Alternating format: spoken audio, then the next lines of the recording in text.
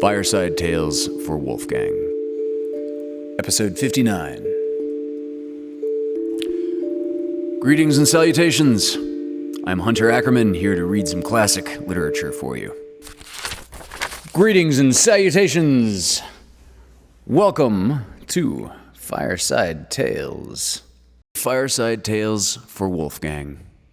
Originally broadcast on GWC Productions YouTube channel, Caps Media Television Channel 6 in Ventura on KPPQ LP Ventura at 104.1 FM and on the KPPQ Podcast Network. Episodes can also be viewed on Pasadena Media, either on Spectrum Charter Channel 32 or on AT&T Uverse Channel 99. This poem is called Buckingham Palace, from the collection When We Were Very Young, published in 1924 by A. Milne. The changing guard at Buckingham Palace. Christopher Robin went down with Alice. Alice is marrying one of the guard. A soldier's life is terrible hard, says Alice. The changing guard at Buckingham Palace. Christopher Robin went down with Alice. We saw a guard in a sentry box. One of the sergeants looks after their socks, says Alice. The changing guard at Buckingham Palace. Christopher Robin went down with Alice. We looked for the king, but he never came. Well, God take care of him all the same, says Alice. The changing guard at Buckingham Palace. Christopher Robin went down with Alice. They've got big parties inside the grounds. I wouldn't be king for £100, says Alice. The changing guard at Buckingham Palace. Christopher Robin went down with Alice. A face looked out, but it wasn't the king's. He's much too busy a-singing things, says Alice. The changing guard at Buckingham Palace. Christopher Robin went down with Alice. Do you think the king knows all about me? Sure to, dear, but it's time for tea, says Alice. What are your thoughts of Alice of Wonderland fame and Christopher Robin knowing each other? What kind of adventure buddies would those two make? Yeah, see, would they be awesome adventure buddies? They seem naturally compatible. But I don't know. I don't know. Christopher Robin is always in control of every situation in every story that he finds himself in. He is known by all the creatures that he comes across. He's already friends with all the creatures that he comes across. He's got like all the power and all the influence. He's the learned one who can write, albeit rather shakily and poorly. He can read. All the creatures are always happy to see him in every situation and in every plot. He is some form of solution or resolution, or even when they're just looking for the North Pole, he is the arbitrator of when they have found their goal. Alice, by total contrast, I don't think anybody is ever happy to see Alice at any point, are they?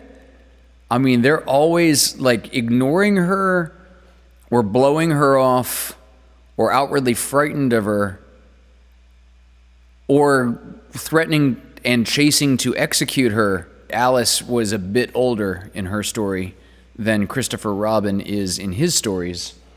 But, Christopher Robin is going to grow out of that. I don't know that this in control of the land that they find themselves in, I don't know if that is something one grows into or out of. This is a fascinating thought. This has honestly never occurred to me until this conversation. Everyone is kind of a duck to Alice. Yeah.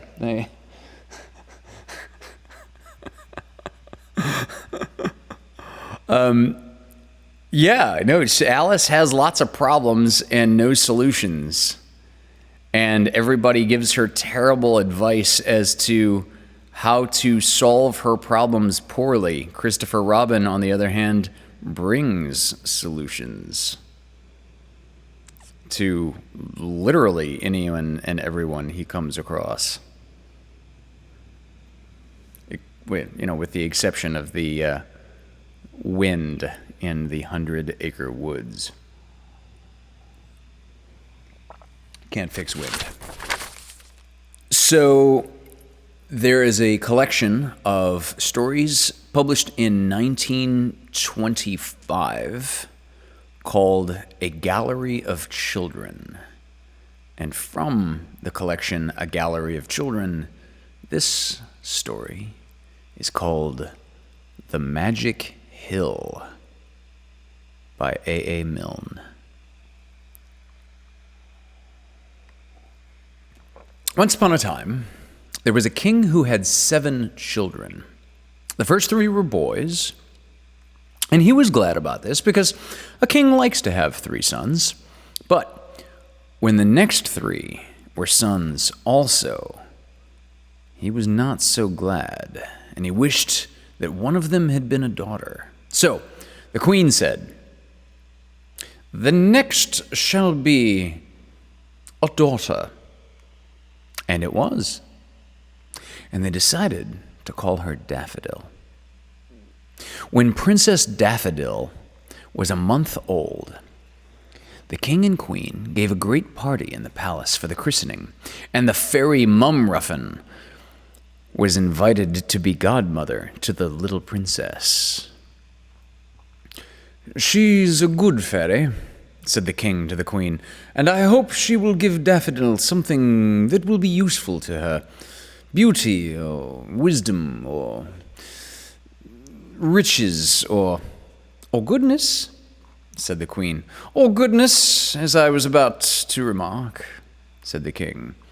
So you will understand how anxious they were when Fairy Mumruffin looked down at the sleeping princess in her cradle and waved her hand. "They've called you Daffodil," she said, and then she waved her wand again. "Let daffodil the gardens fill. Wherever you go, flowers shall grow." There was a moment's silence while the king tried to think this out. "What's that?" he whispered to the queen. I didn't quite get that." "Wherever she walks are going to grow. Flowers are going to grow," said the queen. "I think it's sweet." Oh, said the king. "Was that all? She didn't say anything about—" No. Oh, well. He turned to thank the fairy Mumruffin, but she had already flown away. It was nearly a year later that the princess first began to walk, and by this time, everybody had forgotten about the fairy's promise.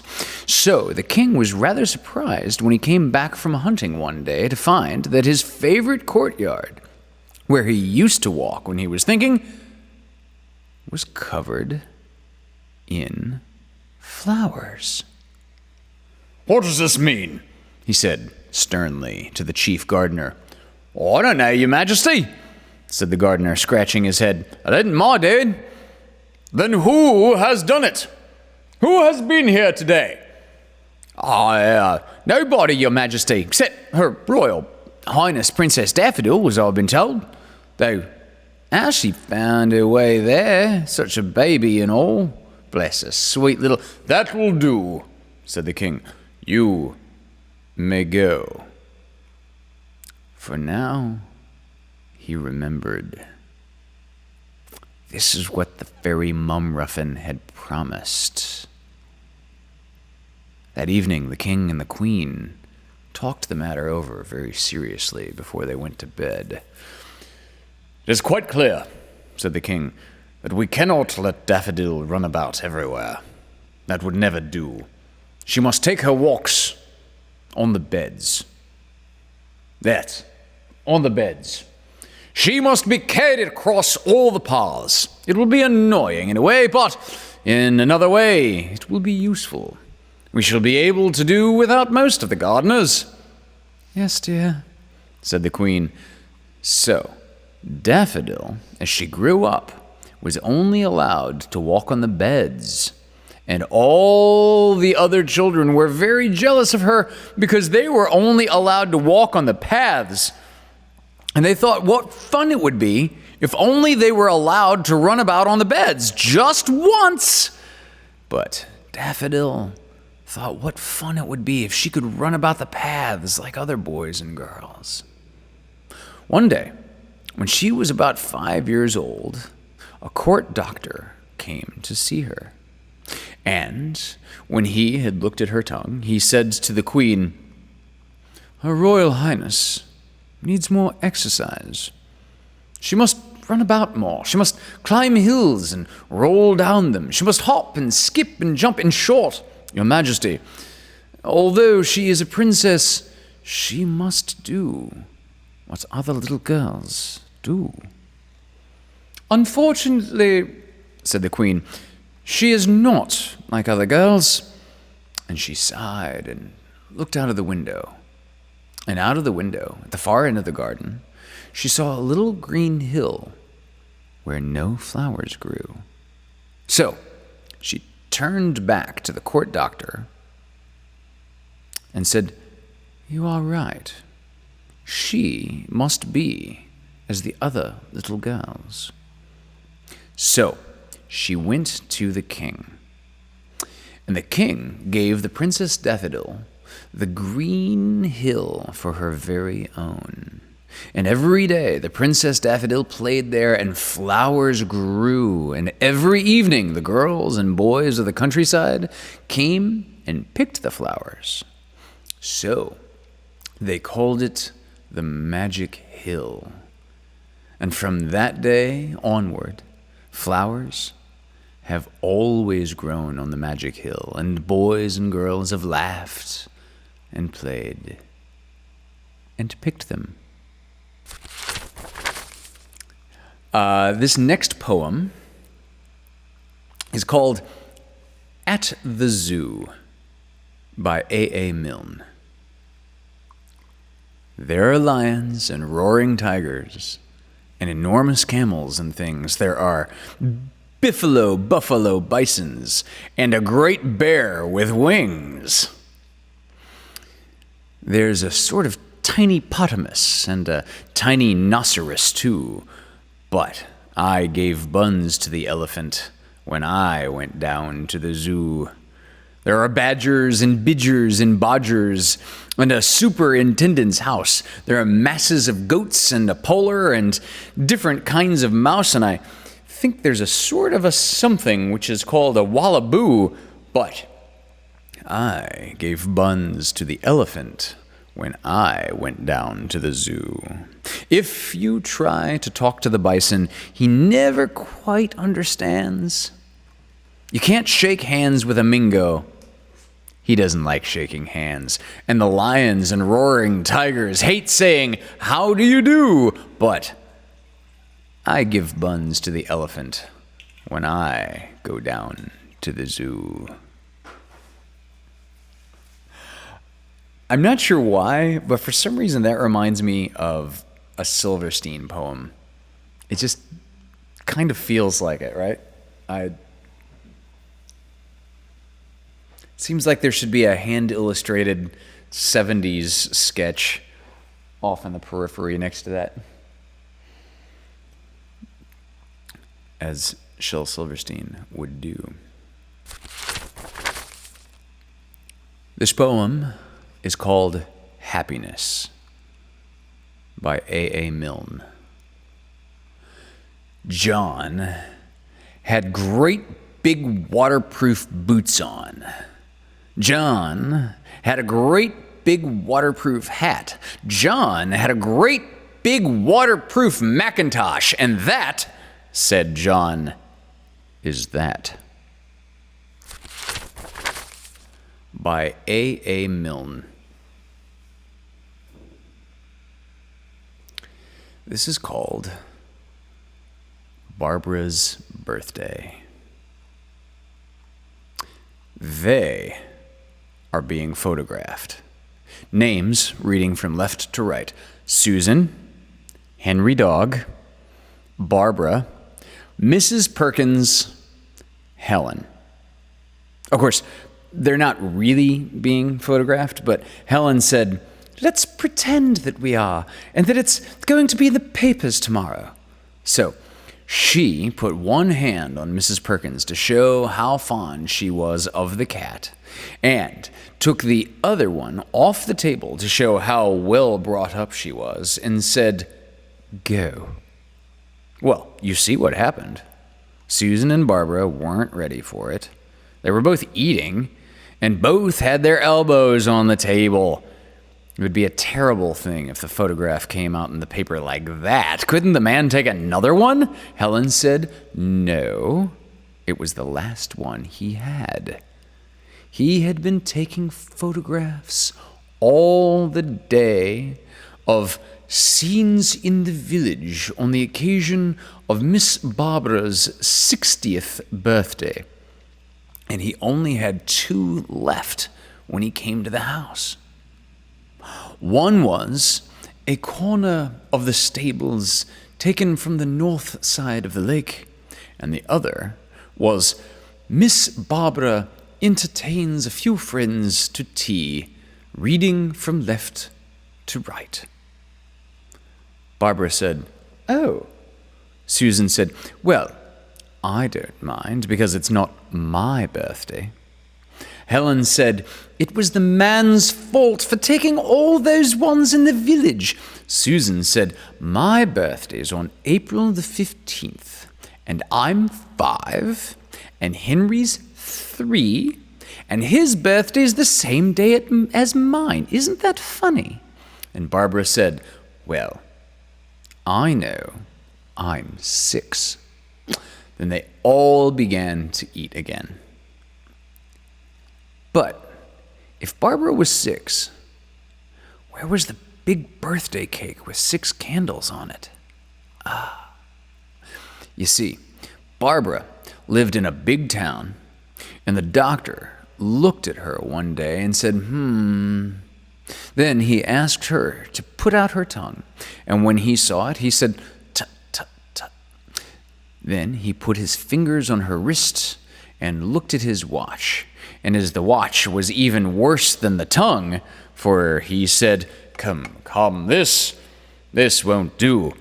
And just when Barbara was going to say, "Would you like to try my watch?"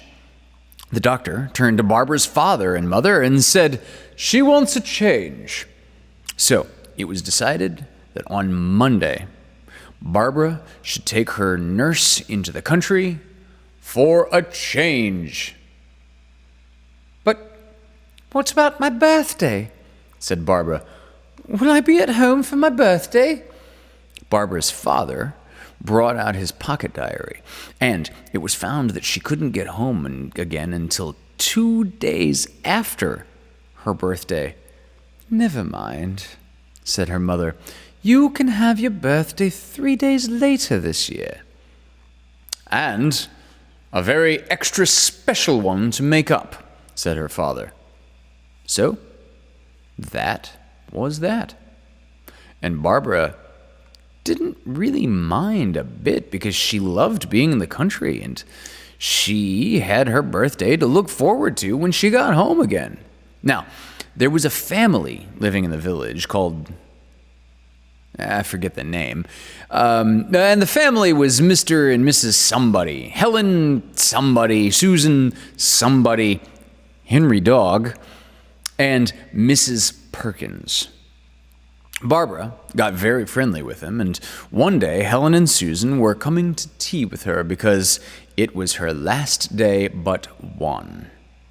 I wish you could stay to April the 15th, said Susan, because it's my birthday, and I'm 5, and Henry's 3. Isn't that funny? I'm 6 as soon as I get back, said Barbara. I would have been 6 today if I had been well. Do you mean it's your birthday? Said Helen excitedly. Barbara explained how, because of having a change, she wasn't being 6 till 3 days later this year. But you are 6! You are 6! Said Helen, jumping up and down. Isn't she, Susan? Susan said, I'm 5 on April the... Yep, of course, you're 6, so we must make it a birthday party. And please, would you invite Mr. Henry Dog and Mrs. Perkins as well as us, so as to make it a big party? Barbara promised. And when her guests arrived, Helen had brought some flowers to make the party look more exciting and grown up. She had also made up a rhyme to say, well, at least she and her father had made it up between them, and Helen said it, Barbara is 6 today, hooray, hooray, hooray, hooray. Then they all had tea, and Helen and Susan and Henry Dog and Mrs. Perkins thought it was a lovely tea, but all the time Barbara was saying to herself, only 3 more days, and then I shall have my real birthday party.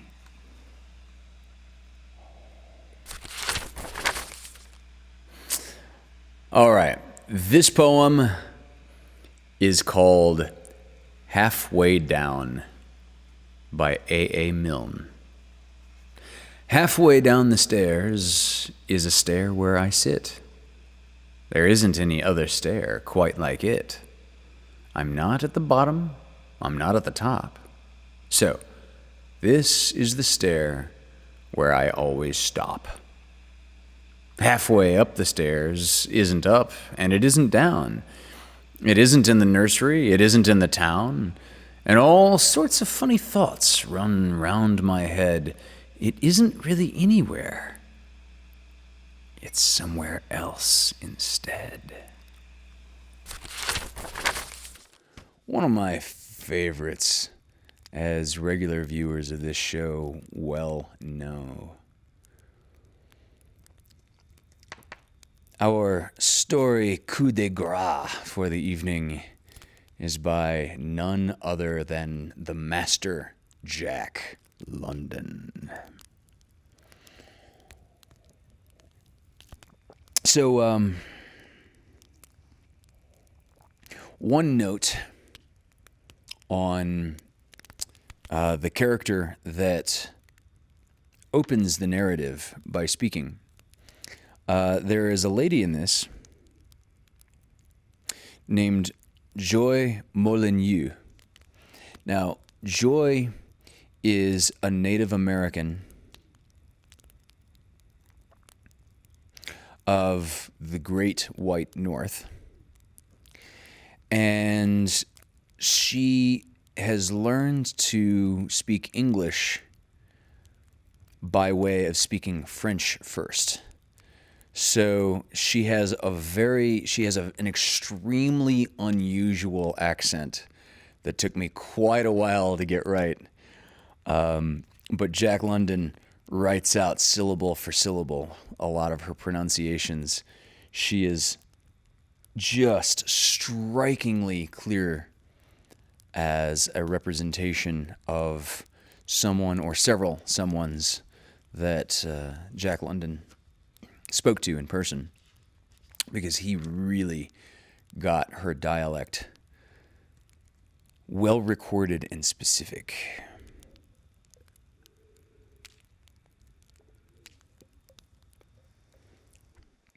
So, yeah, Arpegia has traced it. French-American Indian, indeed. And it doesn't really specify, but I wouldn't be surprised if Joy Molyneux spoke more than 3 languages. Her native tongue, English, French. She probably spoke at least a 4th, 5th. Extremely versatile, multilingual people she represents.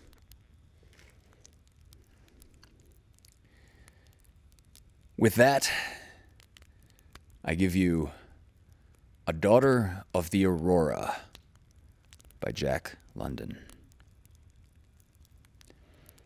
You, what you call lazy mans. You lazy mans would desire me to have for a wife. It is not good, huh? Never, no, never will lazy mans my husband be. Thus, Joy Molyneux spoke her mind to Jack Harrington, even as she had spoken it, but more tritely and in his own native tongue, to Louis Savoy the previous night. Now listen, Joy. No. Why must I listen to lazy mans, huh? It is very bad you hang around and make visitation to my cabin and do nothing. How you get grub for the famine, huh? Why have you not the dust? Other mans have plenty. But I work hard, Joy. Never a day am I not on trail or up creek. Even now I just come off. My dogs are still yet tired. Other men have luck and find plenty of gold. I have no luck. But when this man with the wife, which is Indian, this man McCormack, when him discover the Klondike, you go nuts. Other mans go. Other mans now reach with the dust. You know I was prospecting over on the head reaches of the Tan Ana, Harrington protested, and knew nothing of the El Dorado or the Bonanza till it was too late. That is different, huh? Only you are what you call way off. What? You are way off. Yes, in the dark. It is never too late. One very rich gold mine is there on the creek, which is El Dorado. The mans drives the stake and him go away. No other mans know what of him become. This man's, him which drives the stake, is never no more. 60 days. No man's on that claim files the paper. Then other man's, plenty other man's, what you call, jump that claim. Then they race, so quick like the wind to file the paper. Him be very rich. Him get grub for the famine. Harrington hid the major portion of his interest. So, when's the time up? He asked. Exactly what claim is it? So I speak Louis Savoy last night, she continued, ignoring him. Him, I think to be the winner. Hang Louis Savoy! So, Louis Savoy, speak in my cabin last night. Louis, him say, Joy, I am strong mans. I have good dogs. I have long wind. I will be winner. Then you will have me for husband?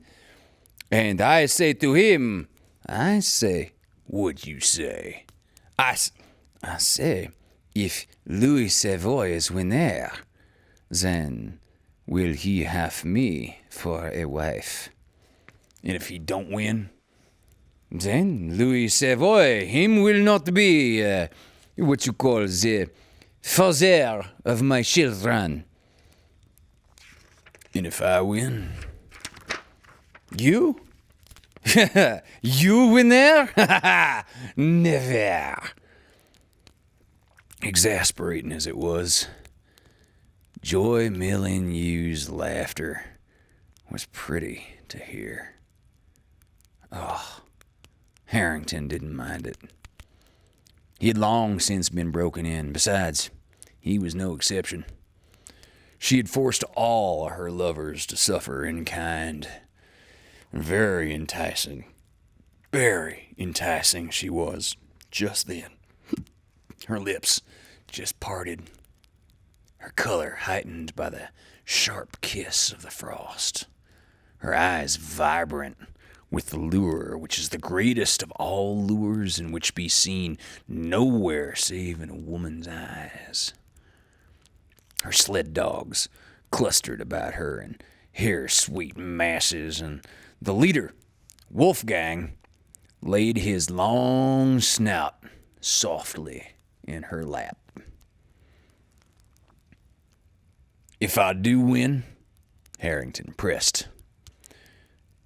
She looked from the dog to her lover, back again. What do you say, Wolfgang? If him strong minds and file the paper, shall we his wife become? Eh? What is that you say? What is that you say, huh? Well, Wolfgang pricked up his ears and just growled at Harrington. It is very cold, she suddenly added with feminine irrelevance, rising to her feet and straightening out the team. Her lover looked on stolidly. She had kept him guessing from the very first time they met, and patience had been joined to his virtues. Ah! Wolfgang! She cried, springing upon the sled as it leapt into sudden motion. Hiya! Mush on! From the corner of his eye, Harrington watched her swinging down the trail to 40 Mile. Where the road forked and crossed the river to Fort Cudahy, she halted the dogs and turned about. Oh, Mr. Lazy Mans, she called back. Wolfgang say yes, if you be the race winner. But somehow, as such things will, it leaked out, and all the town 40 Mile, which had hitherto speculated on Joy Milne's choice between her two latest lovers, now hazarded bets and guesses as to which would win in the forthcoming race. The camp divided itself into two factions, and every effort was put forth in order that their respective favorites might be the first in at the finish. There was a scramble for the best dogs the country could afford, for dogs, and good ones, was essential above all to success, and it meant much to the victor. Besides the possession of a wife, the like of which had yet to be created, it stood for a gold mine worth $1 million at least. That fall, when news came down of McCormick's discovery on Bonanza, all the lower country, Circle City, 40 Mile included, had stampeded up the Yukon. At least all save those who, like Jack Harrington, and Louis Savoy, they were away out prospecting in the west.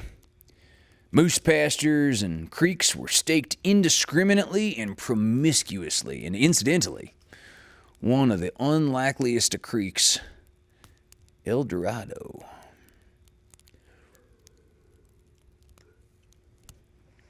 See, what Joy was explaining a little while ago There's this man, Olaf Nelson.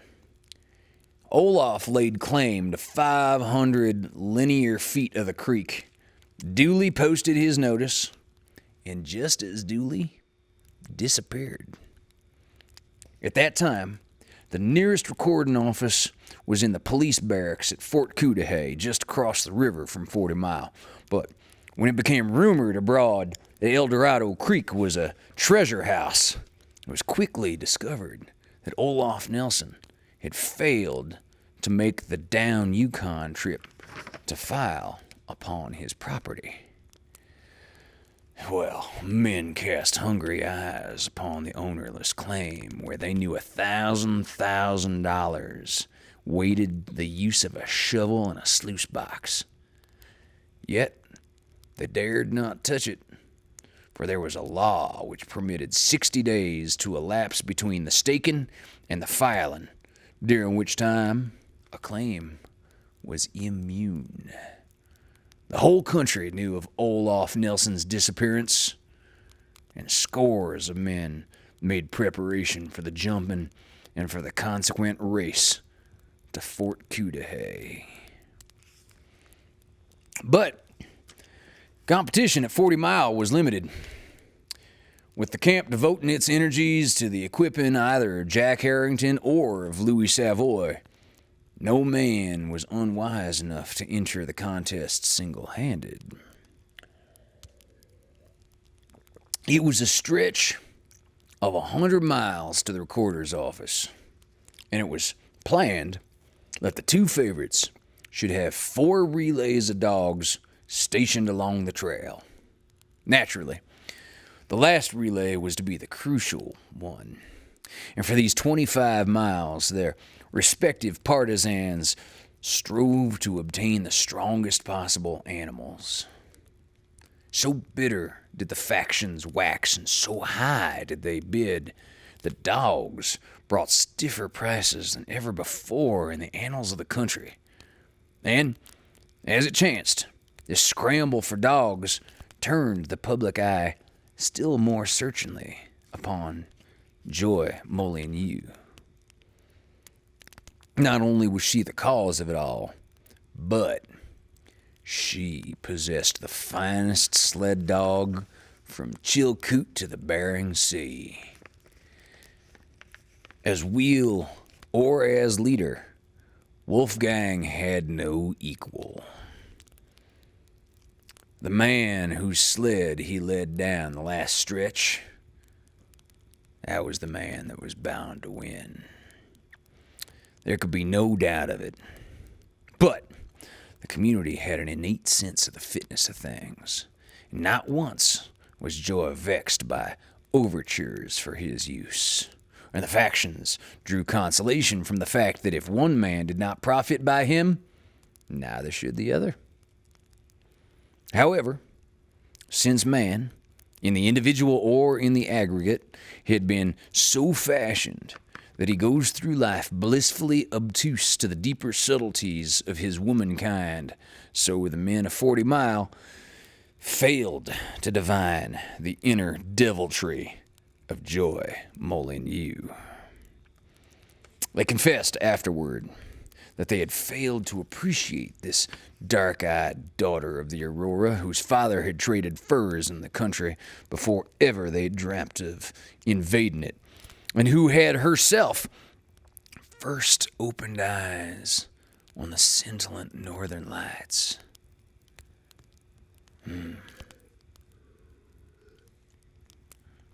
Nay, accident of birth had not rendered her less the woman, nor had it limited her woman's understanding of men. They knew she played with them, but they did not know the wisdom of her play, its deepness, its deftness. They failed to see more than the exposed cards, so that to the very last 40 Mile was in a state of pleasant obfuscation. And it was not until she cast her final trump card that it came to reckon up the score. Early in the week, The camp turned out to start Jack Harrington and Louis Savoy on their way.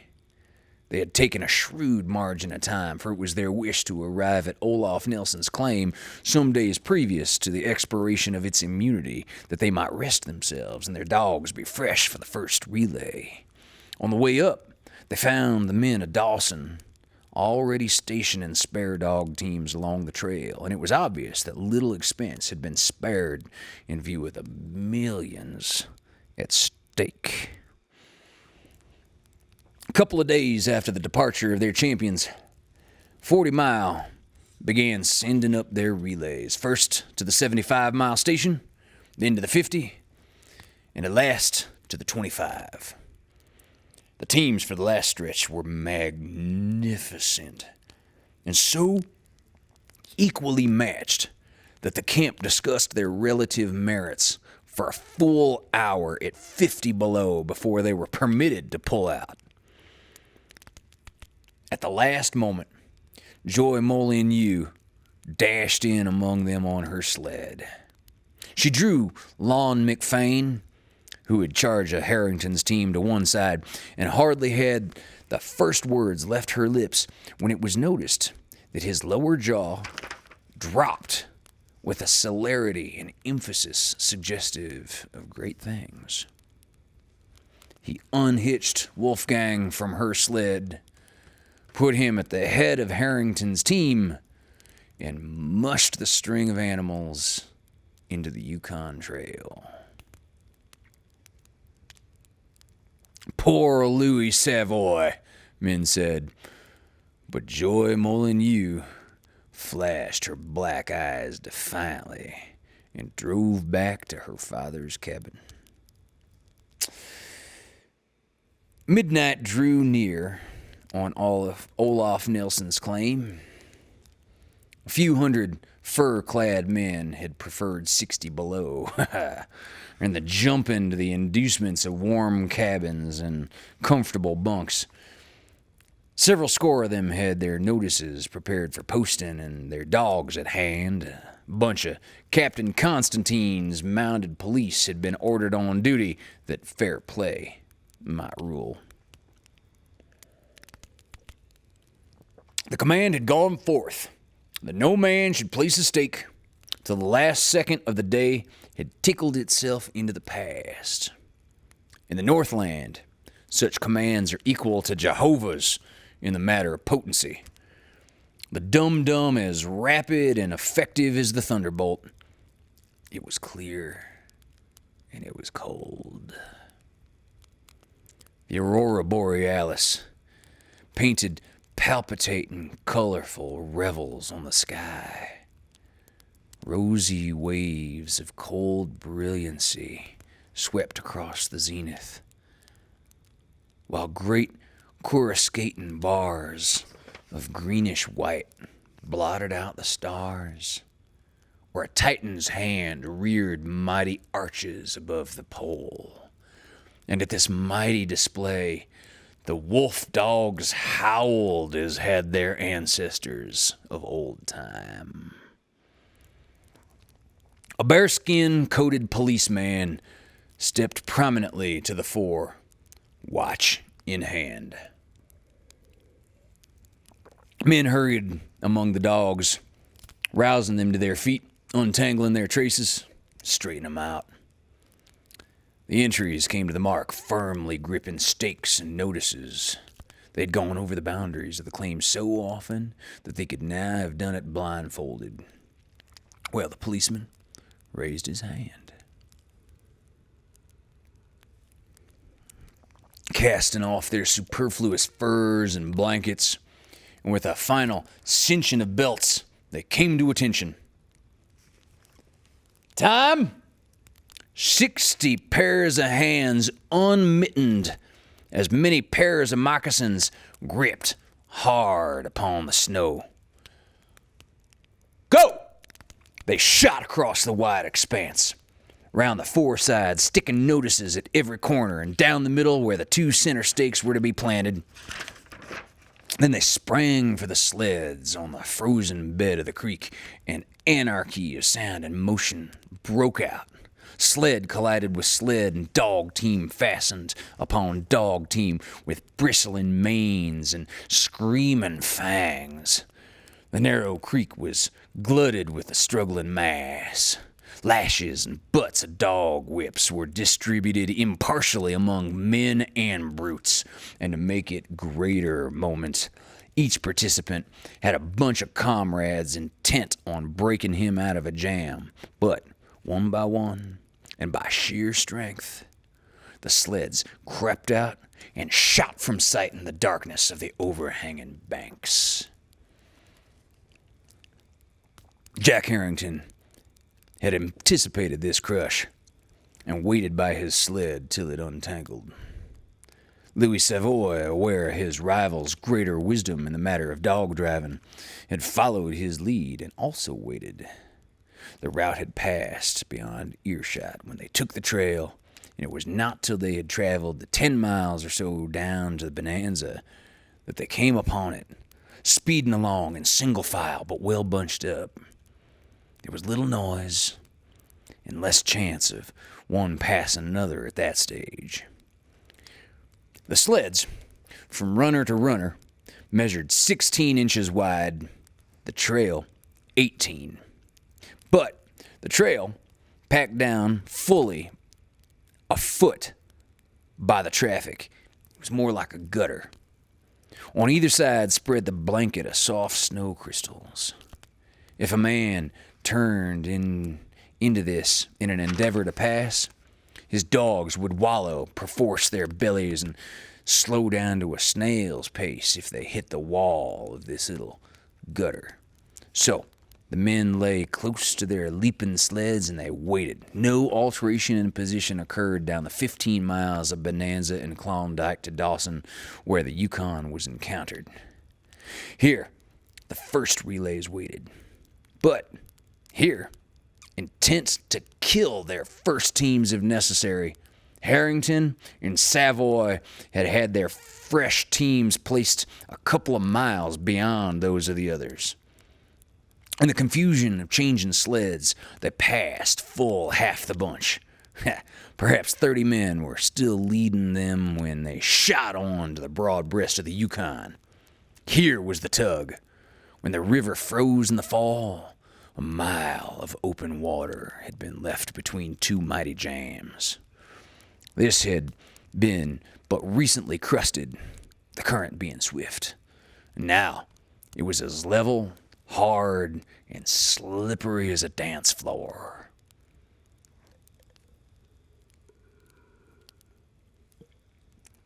The instant they struck this glare ice, Harrington came to his knees, holding precariously on with one hand, his whip singing fiercely among his dogs, and fearsome abjurations hurtling about their ears. The team spread out in the smooth surface, each straining to the utmost, but few men in the north could lift their dogs as did Jack Harrington. At once he began to pull ahead, and Louis Savoy, taking the pace, hung on desperately, his leaders running even with the tail of his rival's sled. Midway on the glassy stretch, their relays shot out from the bank, but Harrington did not slacken. Watching his chance when the new sled swung in close, he leapt across, shouting as he did so, and jumping up the pace of his fresh dogs. The other driver just fell off somehow. Savoy did likewise with his relay, and the abandoned teams, swerving to the right and left, collided with the others and piled the ice with confusion. Harrington cut out the pace. Savoy hung on. As they neared the end of the glare ice, they swept abreast of the leading sled. When they shot out into the narrow trail between the soft snowbanks, they led the race, and Dawson, watching by the light of the Aurora, swore that it was neatly done. When the frost grows lusty at 60 below, men cannot remain without fire or excessive exercise and expect to live. So, Harrington and Savoy now fell into the ancient custom of ride and run. Leaping from their sleds, tow thongs in hand, they ran behind till the blood resumed its wanton channels and expelled the frost. Then back to the sleds till the heat again ebbed away. Thus, riding and running and riding and running, they covered the second and third relays. Several times on smooth ice, Savoy spurted his dogs, and as often failed to gain past. Strung along for 5 miles in the rear, the remainder of the race strove to overtake him, but vainly, for to Louis Savoy alone was the glory given of keeping Jack Harrington's killing pace. As they swung into the 75-mile station, Lon McFane dashed alongside.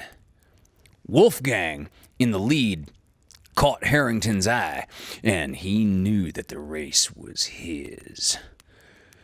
No team in the north could pass him on those last 25 miles, and when Savoy saw Wolfgang heading his rival's team, he knew that he was out of the running, and he cursed softly to himself in the way women is most frequently cursed.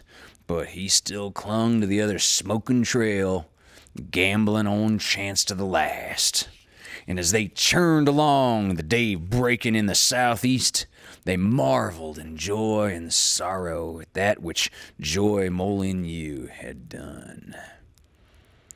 40 Mile had early crawled out of its sleeping furs and congregated near the edge of the trail. From this point, it could view the up Yukon course to its first bend several miles away.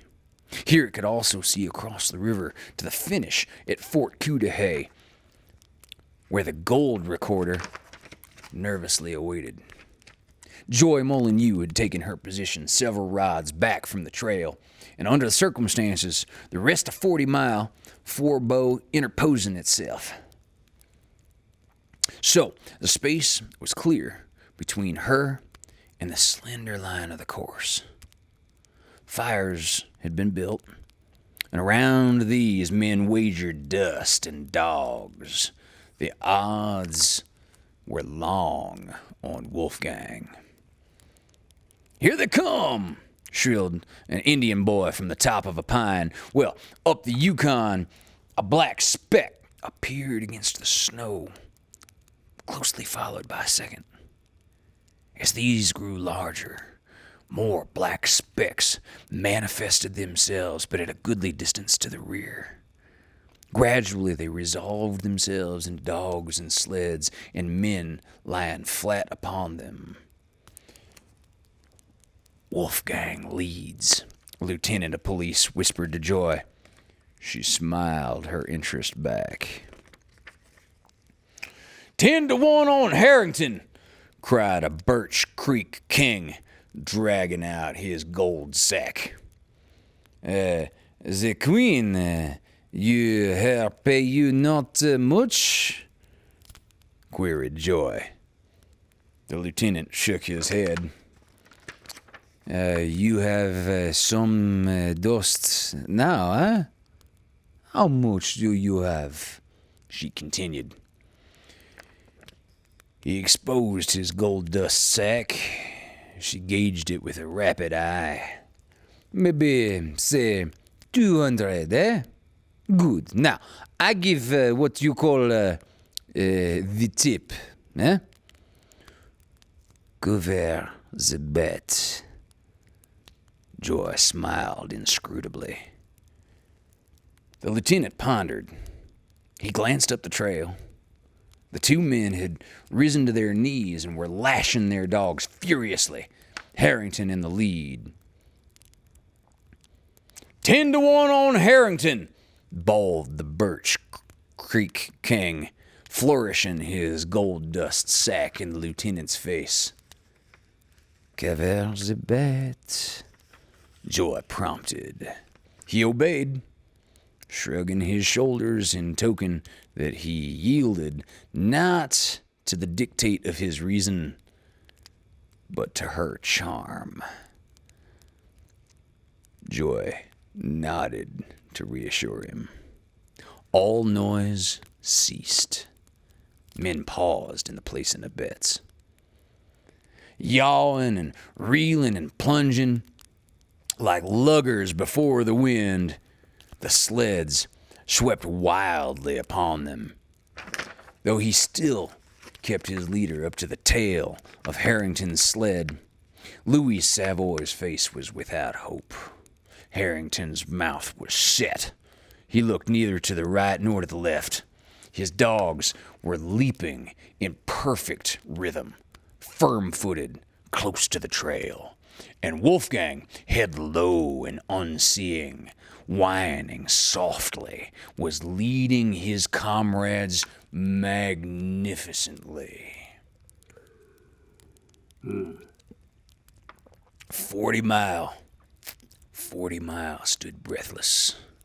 Not a sound, save the roar of the runners and the voice of the whips.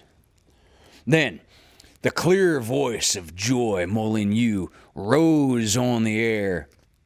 "Hey-ya! Wolfgang! Wolfgang!" Wolfgang heard. He left the trail sharply, heading directly for his mistress. The team dashed after him, and the sled poised an instant on a single runner, then shot Harrington into the snow. Savoy was by like a flash. Harrington pulled to his feet and watched him skimming across the river to the gold recorders. He could not help hearing what was being said. Him do very well, Joy Molyneux was explaining to the lieutenant. Him call, what you say, set the pace, huh? Yes, him set the pace very well.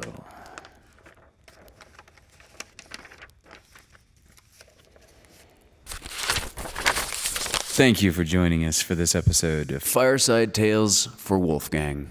You can view more of my work at Hunter's Acoustic Cabin. Directed by Hunter Ackerman. Produced by GWC Productions. In memory of Wolfgang Beastly. Originally broadcast on GWC Productions' YouTube channel, Caps Media Television Channel 6 in Ventura on KPPQ LP Ventura at 104.1 FM and on the KPPQ Podcast Network. Episodes can also be viewed on Pasadena Media, either on Spectrum Charter Channel 32 or on AT&T UVerse Channel 99.